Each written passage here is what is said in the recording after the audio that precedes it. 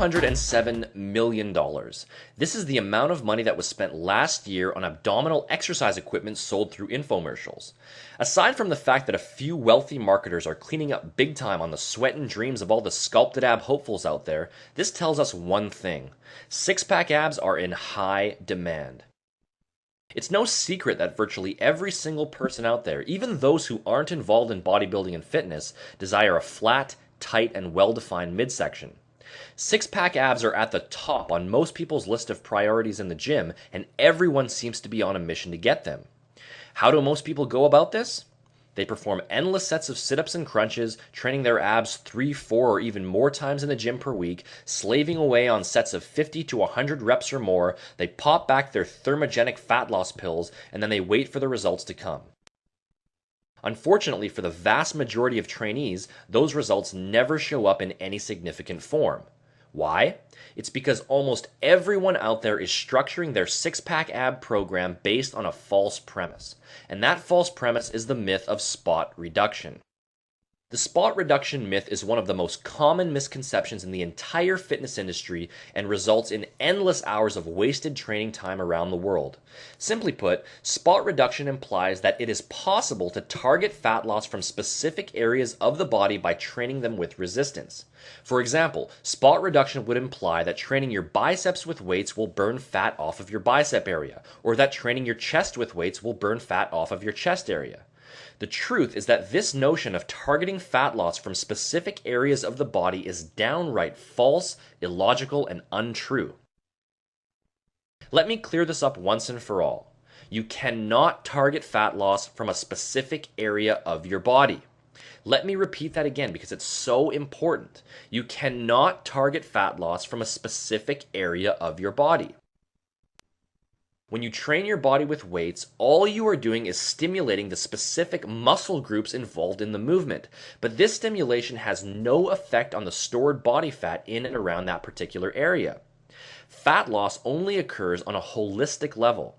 In other words, when the body is stimulated to burn fat through proper diet and cardiovascular exercise, it will burn fat from the entire body as a whole.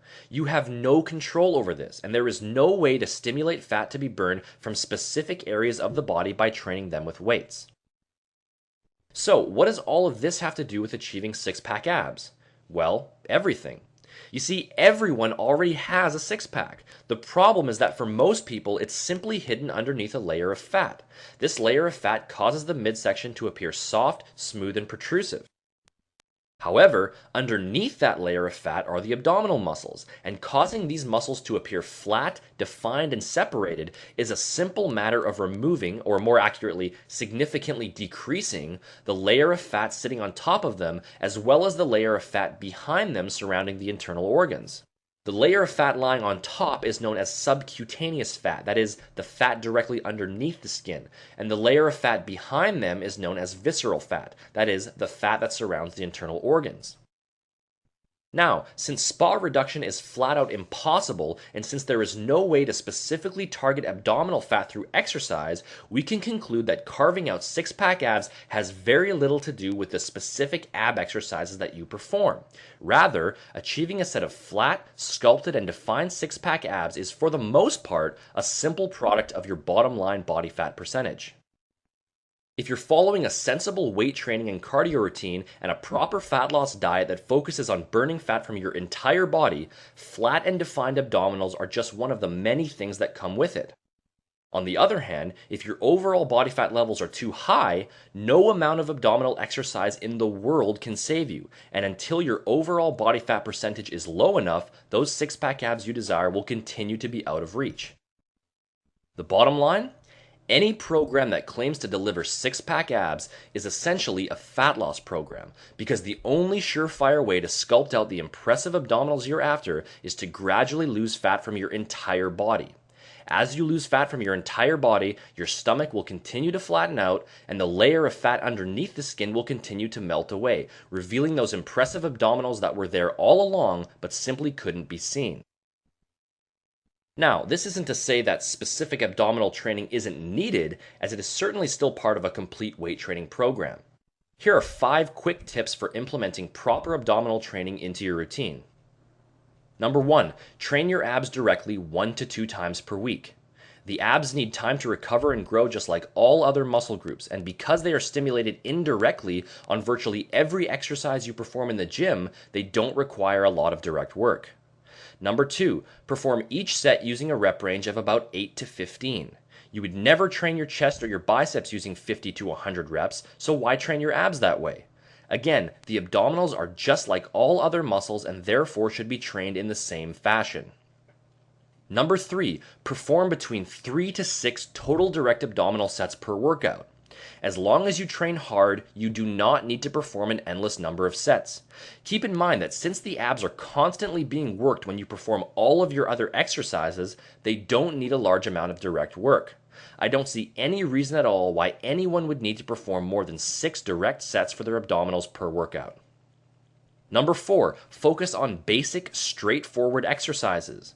You don't need any fancy workout gadgets or revolutionary techniques to get an optimal abdominal workout. Stick to basic, straightforward movements such as weighted crunches, rope crunches, Swiss ball crunches, weighted leg raises, hanging leg raises, and Swiss ball leg raises in order to get the best results. And number 5, train with a high level of intensity. The abdominals respond to muscular overload just like all other muscle groups, and in order to get them to respond, you must be willing to train hard. If the last 1 to 2 reps of each set are not extremely difficult to perform, you're simply wasting your time. As you can see, abdominal training is very basic and straightforward, and there is no need to get fancy or overcomplicate things.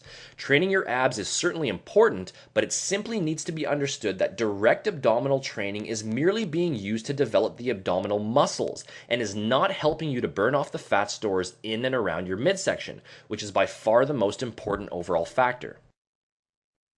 If you want to learn all of the details behind structuring the absolute most effective and efficient fat burning program possible, just click the link in the description box to visit my personal website. There you can sign up for my free online fat burning email course entitled 6 Critical Keys to Rapid Fat Loss Revealed, where I uncover all kinds of useful training, nutrition, and supplementation techniques that will help you melt off body fat and achieve a lean, impressive body as quickly as possible. You'll also gain instant download access to the first 2 chapters of my hugely popular fat loss ebook, The Truth About Burning Fat, which is a complete step-by-step guide to losing body fat and defining your muscles without fad diets or bogus supplements of any kind. Go ahead and click the link in the description box, and I'll see you next time.